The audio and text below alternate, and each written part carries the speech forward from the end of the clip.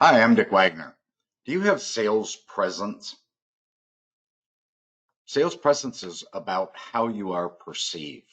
And we're going to talk about the 8 critical factors that make up your sales presence.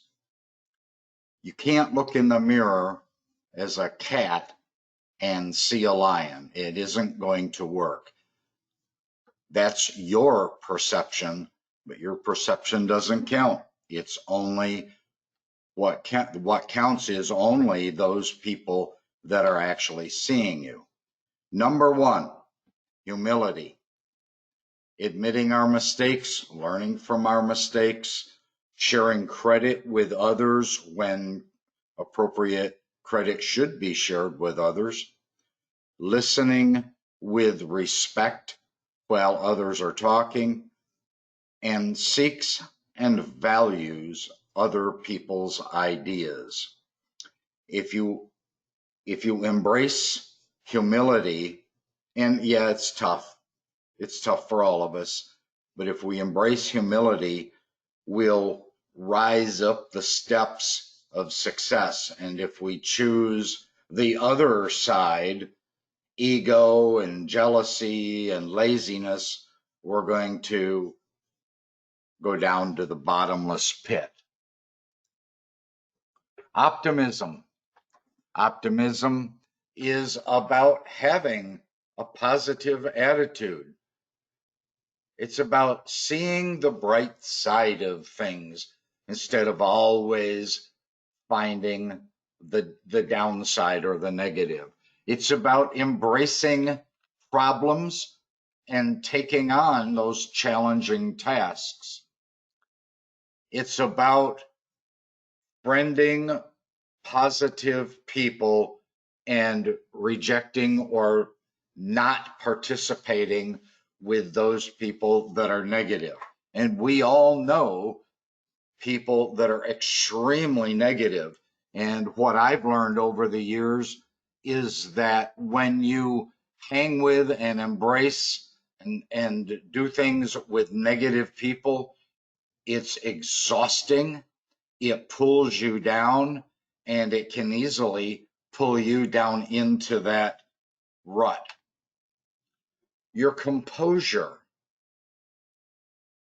My grandson, at 5 years old, we get a big chuckle out of him when we tell him to calm down, and he takes his fingers like the picture of the woman here in the on the screen, and goes like he's in some sort of chant. The fact is, your composure needs to be calm even when you're under pressure. How you handle stressful situations is critical. Thinking on your feet and being fast about thinking on your feet. Many times, especially in the sales environment, people throw you curveballs. The fact is, in other videos that we've recorded here, there are explanations about how to deal with thinking fast on your feet and how to anticipate some or many of those curveballs. But you've got to learn how to think quickly on your feet. Using humor is extremely valuable in the composure process, except that you have to know when the right time is to use humor. There can be a wrong time. You don't stand in a funeral looking at a casket and make a macabre joke. So use your humor at the right time. Keeping your commitment, also part of your sales success. Keep promises. That's sometimes really, really tough. Be persistent, and if you didn't catch that, be persistent. That is critical to your commitment. Be true to your values. Don't adjust your values to the situation. Stay with your values, whatever they are. Be committed to those values. Take responsibility to achieve what you are expected to achieve, and then even more. The picture shows here 100%. We all know that most people that truly succeed are achieving that theoretical 110%. Your energy needs to stay high when appropriate. You need to be physically animated, energetic, enthusiastic. Emotionally, you need to care deeply. Mentally, you need to stay alert. And yes, you need to do this sustained over a significant period of time. If you are one of those people that you can keep your energy level up for a couple hours and you're out on the road as a salesperson, that's okay. Keep it up for a couple hours. Be physical, be emotional, be mentally alert, and then stop by the Dunkin' Donut or Starbucks or a coffee shop and take 10 minutes and re-energize, refocus, become more mentally alert. Adjust your emotions, because it's very likely that you've been hammered hard in the sales process.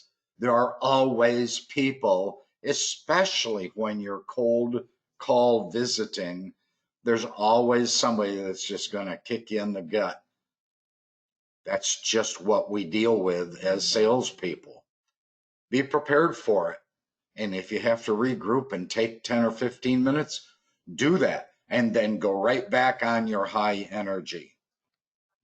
It's also extremely important to focus. Focus is being fully present in the situation. Focus involves paying close attention when someone's speaking, when you're face to face with them in a sales environment, especially.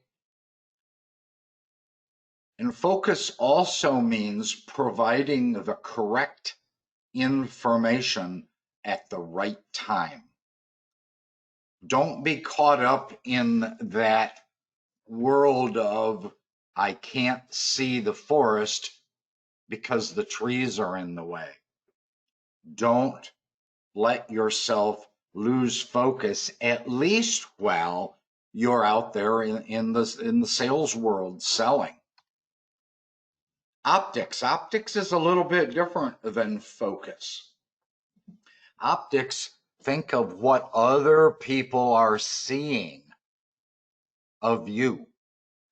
Optics, what people are seeing or observing of your physical appearance, of your office appearance. How do you present yourself in the office environment? How do you present yourself in the sales world, in the sales environment? How do you present yourself on social media? What is your language like? I read recently where people that use extremely foul language, in other words, every other word in what they're saying is a filthy swear word, it usually means, in fact, they said in this article that 99% of the people that use that kind of language are in dire need of boosting their ego. They're attention hogs. And so when they're using that kind of language, they're just trying to draw attention to themselves, elevate themselves, crank up their ego. So don't be caught up in that. Your behavior, how you conduct yourself, as to how other people see you. That's what optics is all about. And then it comes to the nonverbals that come into play. The nonverbals I left until last because nonverbals are a significantly practiced style that you can learn and you can develop and perfect, especially in the sales world. First, it's voice, your pitch, your volume, how fast you're talking, the pauses that you engage in, and then the clarity of what you're saying. It has to make sense. And then the body language side. This is tough for a lot of us. Your facial expressions. I've been told many times that I seem grumpy a lot. Well, it's because my facial expression conveys that. The fact is, I'm not, but I have to work on my facial expression so that it doesn't create a false understanding. Making eye contact. Be real careful. Don't stare at the other person's eyes for so long that you can tell exactly the color of their eyes and the number of speckles or specks in their eyes.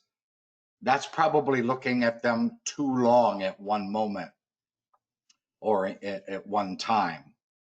Your posture, slumped, upright, legs crossed, arms crossed, hands on your hips.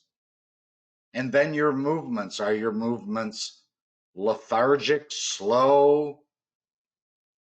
Your gestures, are they animated? Are they wild? Do they make sense for what you're actually saying? There needs to be some logic involved. And so keep yourself very aware of the nonverbals, your voice and your body language. I hope this has been helpful to you, and I hope you can again take one or two cool nuggets from this and apply them to dramatically improve your sales presence. I'm Dick Wagner. Thanks so much for watching. Talk to you next time.